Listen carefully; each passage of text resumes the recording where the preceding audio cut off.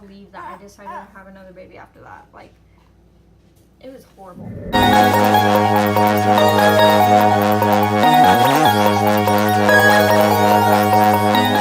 up, guys? Welcome to my channel. If you're new here, be sure to subscribe. If you like this video, be sure to give it a big thumbs up.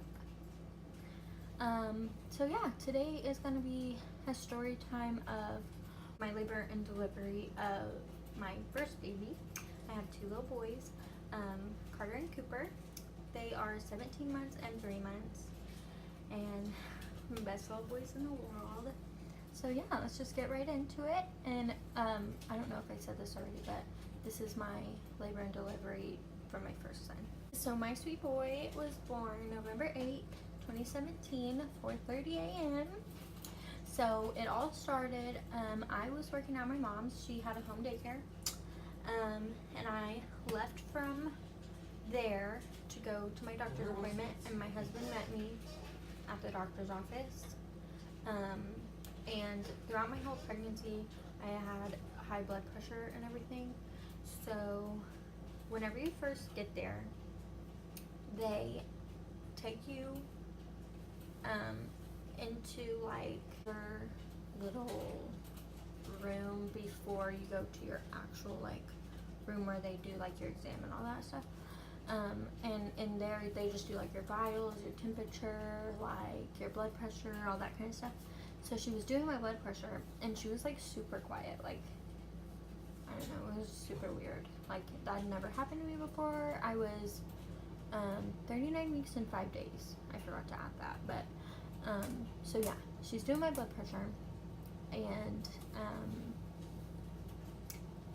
I just kind of sit there because I could like see like on her face that she was like, I don't know, it was super weird.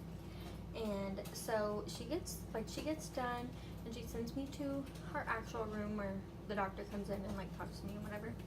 My husband's already in there, and I go in and I'm like, they were acting so weird. Like, they didn't tell me what my blood pressure was, which they normally do. And I don't know, she just looked really worried. But he was like, don't think anything of it, it's fine. And so I was like, okay. So the doctor comes in, and he's like doing a little something on his computer or whatever. And he looks at me, and he's like, are you ready to have a baby? And I was like, oh yeah, like for sure. When? And he was like, oh, probably like tomorrow or the next day. And I just, like, my face dropped. I was like, not expecting that at all. And I'm like, what? And I look at my husband, and like my face is just like I just want to cry. And so he's like, go up to the front and tell all the nurses bye and meet me at the hospital. So I'm like, oh my gosh, this is happening. Like, oh my gosh, my mind was just like, and this is my first baby, so I feel like everything was like so much more, I don't know the word for it, but like, I don't know. I was just like so nervous. I didn't know what to expect. I was scared, like everything. And so my doctor leaves, and I look at my husband, and I just start bawling my eyes out. And he's like, it's okay. Sorry guys, we had to take a break. We're wanting to be in our video. So, I forgot what I was saying. So yeah, I just start like crying, and I'm like, oh my god, this is happening. So we get on the elevator to go to our car to get our stuff and go to the hospital. And I call my mom, and I'm like, Mom, they're inducing me. I'm not coming back. Like, no. Hey, don't you cry. You're okay. You're okay. Do.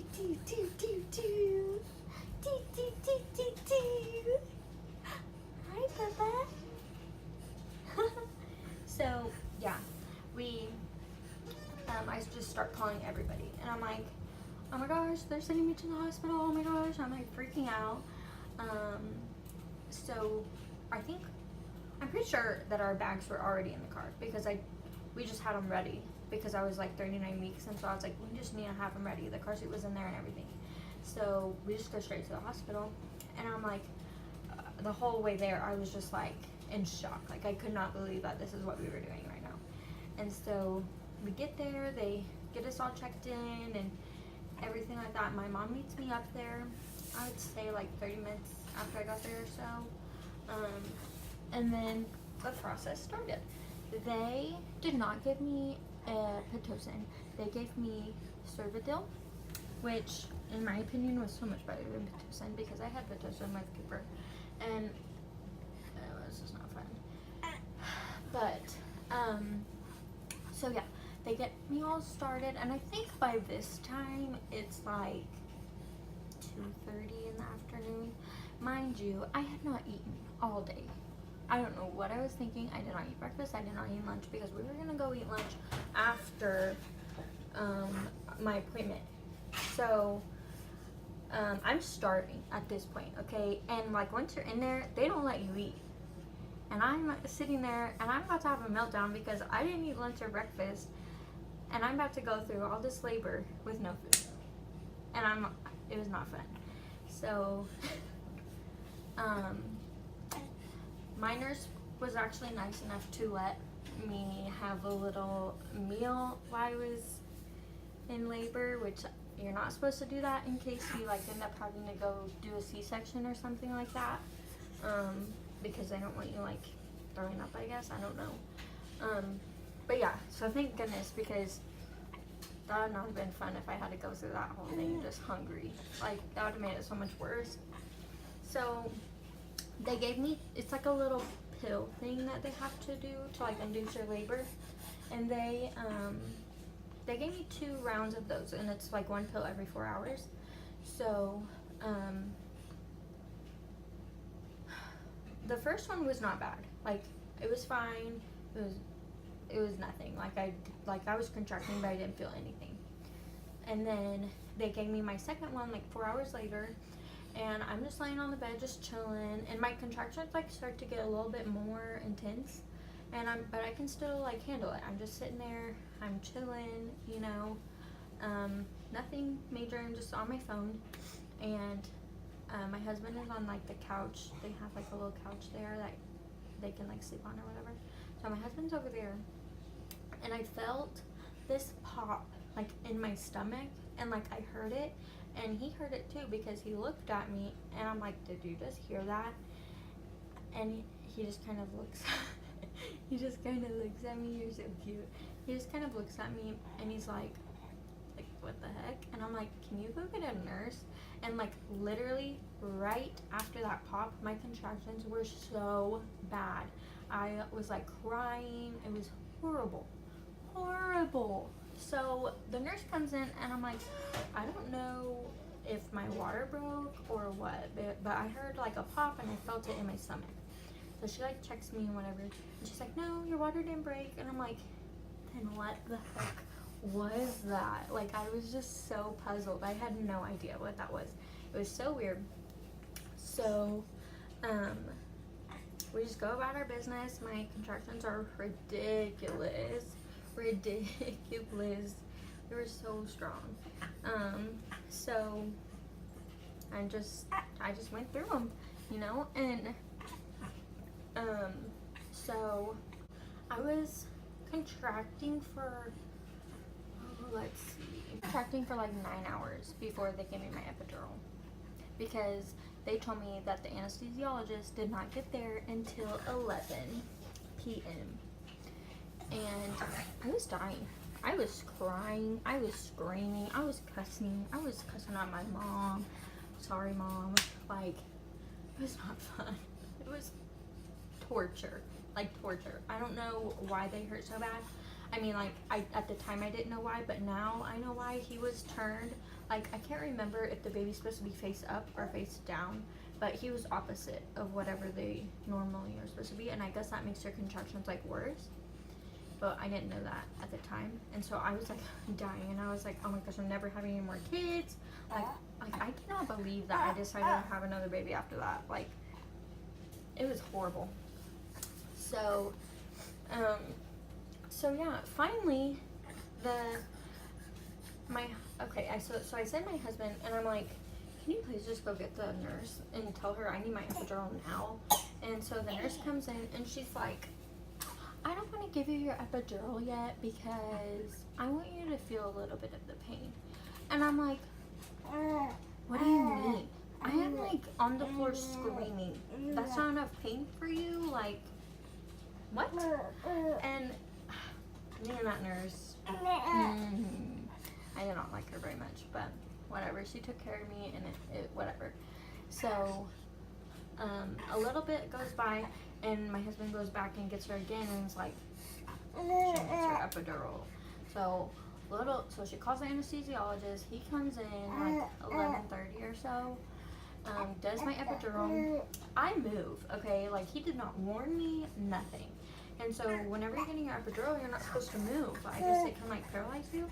And so I'm sitting there and I'm like, just like about to do my thing, and my contractions are so bad I cannot even sit. And my nurse is like yelling at me. She's like, you need to sit down so we can do this. And I'm like, I can't sit down. Like they hurt so bad. Like I can't sit down.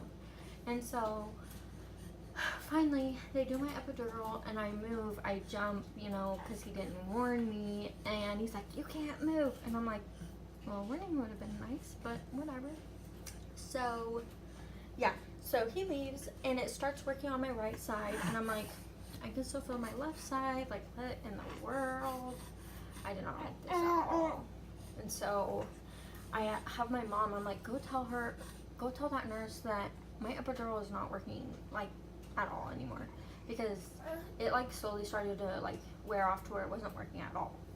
And so she goes and she gets my nurse and they were like, no, he did it right, like it's fine, I think she just needs to relax. And I'm like, no, like it is not working, like it is wearing off.